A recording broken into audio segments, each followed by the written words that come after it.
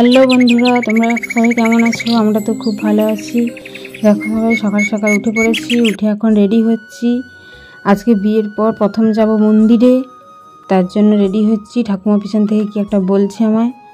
তারপর আমি কান বলাগুলো একা একা পড়তে পারি না, তাই তোমাদের দাদাভাইকে ডাকছি আমার কানের গুলোগুলো পরিয়ে দিতে। এই দেখো, তারপর তোমাদের দাদাভাই এক্ষুনি আসবে, এসে আমাকে কানেরগুলো পরিয়ে দেবে।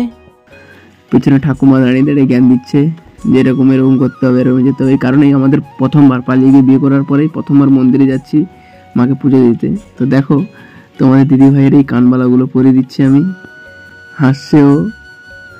তারপরে এই প্রথমবার আমি কোনো মেয়ের কানে কানবালা পড়ালাম, এই ফার্স্ট টাইম, আমার কোনো এক্সপিরিয়েন্স নেই। তো এই প্রথমবার। তোমরা বলো ঠিকঠাক পড়াচ্ছে কিনা গাইস, কমেন্ট করো। তো তোমরাও কে কার বউয়ের কানবালা পরিয়ে দাও বা কানে দুল পরিয়ে দাও, সেটাও কমেন্ট করে জানাও। আর হ্যাঁ, তোমরা কে কোথা থেকে কমেন্ট করছো সে জায়গার নাম এবং নিজের নাম বলে দিও, যাতে পরের ভিডিওতে তোমাদের নামটা আমি বলতে পারি। তার জন্য তোমাদের দিদিভাইয়ের তো আর একটা কানবালা, দুটো কানবালা, তো একটা কানবালা পরিয়ে দিয়েছিলাম, তো আর একটা কানবালা পরাচ্ছি। তারপরে পরিয়ে আমি নিজে রেডি হব। তারপরে একবারে বেরিয়ে আমরা মন্দিরে গিয়ে আজকে পুজো দেবো, কারণ আমাদের নতুন জীবন শুরু করলাম। আমাদের এখানে ভবানী মা আছে, তো তার আশীর্বাদ নিয়ে আমরা যাব। দেখো এবারে পরে দিয়েছি। এইবার তোমাদের দিদিভাই দেখাচ্ছে পড়ানোর পর কেমন লাগছে।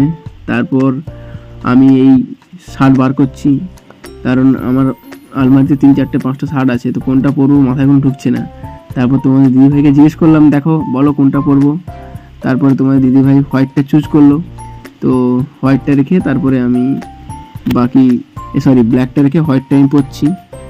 তো হোয়াইটটা পরার পরে আমি ওকে বললাম যে তুমি একটা কাজ করো, তুমি রেডি হও তাড়াতাড়ি, বলে আমরা দুজন মিলে বেরিয়ে পড়লাম গাড়ি নিয়ে। তো রাস্তায় যেতে যেতে একবার আমাদের এখানকার সুন্দর পরিবেশটা, গ্রামের পরিবেশ দেখো, দুদিকে কত সুন্দর সবুজ আর সবুজ। এই রাস্তাঘাটটা একটু খারাপ আছে, কিন্তু হলেও একদম ঠান্ডা পরিবেশ, মানে একদম গ্রীষ্মকালের জন্য একদম বেস্ট জায়গা হচ্ছে গ্রাম। মানে গ্রামের মতো এত সুন্দর জায়গা কোথাও পাবে না, যতই তুমি শহরে থাকো না কেন, গ্রামের টানটাই আলাদা। দেখো তারপরে আমরা মার্কেট চলে এলাম। তো মার্কেটে এসে প্রথমেই আমরা ঢুকে যাব একটা ফুলের দোকানে, তো সেইখান থেকে আমরা ফুল নেব। তো এইটা দেখো ফুলের দোকান, তো এখান থেকে আমরা ফুল নিয়ে তারপরে আমরা বলছি যে এই ফুল দোকান থেকে এখানে মিষ্টির দোকানে, সেটা কোথায় আছে বলে দিল আমাদেরকে, কারণ একটা নতুন মিষ্টির দোকান খুলেছি, সেইখানে যাব। তো যাচ্ছি আমরা মিষ্টির দোকানে। তারপর এখান থেকে মিষ্টি নিলাম, মিষ্টি নিয়ে তারপর আমরা বেরোবো। তো ওকে দেখাচ্ছি কোন কোন মিষ্টিটা তুমি নেবে দেখো। তারপর ও আমাকে দেখালো যে কালাকান্দ নেবে, তো ওই জন্য আমরা কালাকান্দ নিয়ে তারপরে ওর জন্য একটা ক্যাডবেরি নিয়ে ওর মুখে একটা হালকা হাসি দিয়ে আমরা বেরিয়ে পড়লাম পুজো দেওয়ার জন্য। তারপরে আমরা পুজো দিয়ে, এখানে পুজো দেওয়া যাতে মানে এইখানেই যে মন্দিরটা দেখতে পাচ্ছ ওইটাই, আর ওখানে গিয়ে ভিডিও করা বারণ আছে, তার জন্য আমরা ভিডিও করলাম না। তো পুজো দেওয়া হয়ে গেছে, তারপরে আমরা অলরেডি পুজো দিয়ে বেরিয়ে পড়েছি। তারপরে পুজো দিয়ে বেরিয়ে আবার রাস্তায় ও আর আমি দুজন মিলে বাড়িতে চলে এলাম, জেঠিমার বাড়ি। জেঠিমার বাড়িতে এসে ও দাঁড়িয়ে আছে, কারণ জেঠিমাকে প্রসাদ দেবো বলে। তো জেঠিমাকে প্রসাদ দেবো বলে ও আসছে, এসে প্রসাদ দিয়ে আমরা দুজন মিলে আবার বেরিয়ে এসে ভিডিও করলাম। দেখো তোমাদের দিদিভাই কত সুন্দর লাগছে, কমেন্ট করে জানাও। তারপরে এটা আমাদের জেঠুর বাড়ি, তো জেঠুর বাড়িতে কত সুন্দর সাজানো আছে।